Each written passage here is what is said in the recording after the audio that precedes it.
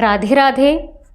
आज मैं श्रीमद् भगवद गीता यथारूप से पहले अध्याय से दूसरा श्लोक पढ़ूंगी। ओम श्री परमात्मने नमः। श्रीमद् भगवद गीता अथ प्रथमोऽध्यायः। अगर मुझसे पढ़ने में कुछ भी गलती हो जाए तो भगवान मुझे अपनी नादान बालिका समझकर बहुत क्षमा करें।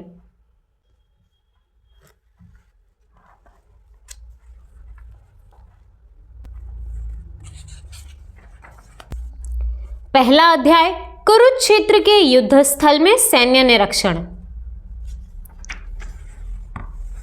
दूसरा श्लोक। संजय उवाच दृष्ट्वा तु पाण्डवानीकं व्यूढं दुर्योधनस्तदा आचार्यमुपसंगम्ये राजा वचनमब्रवीत्।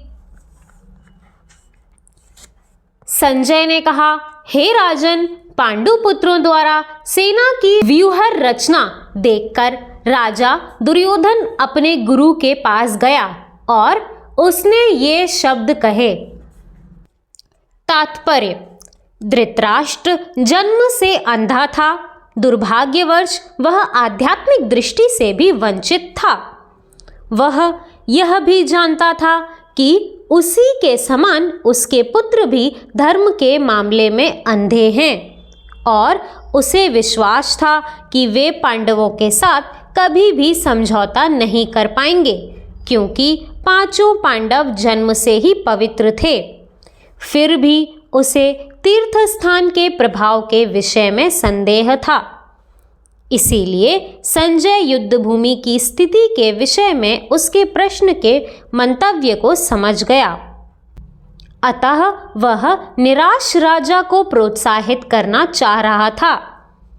उसने उसे विश्वास दिलाया कि उसके पुत्र पवित्र स्थान के प्रभाव में आकर किसी प्रकार का समझौता नहीं करने जा रहे हैं। उसने राजा को बताया कि उसका पुत्र दुर्योधन पांडवों की सेना को देखकर तुरंत अपने सेनापति द्रोणाचार्य को वास्तविक स्थिति से अवगत कराने गया। यद्यपि दुर्योधन को राजा कहकर संबोधित किया गया है, तो भी स्थिति की गंभीरता के कारण उसे सेनापति के पास जाना पड़ा। अतएव दुर्योधन राजनेतज्ञ बनने के लिए सर्वथा उपयुक्त था, किंतु जब उसने पांडवों की व्यूहरचना देखी तो उसका यह कूटनीतिक व्यवहार उसके भय को छिपा ना पाया। राधे राधे।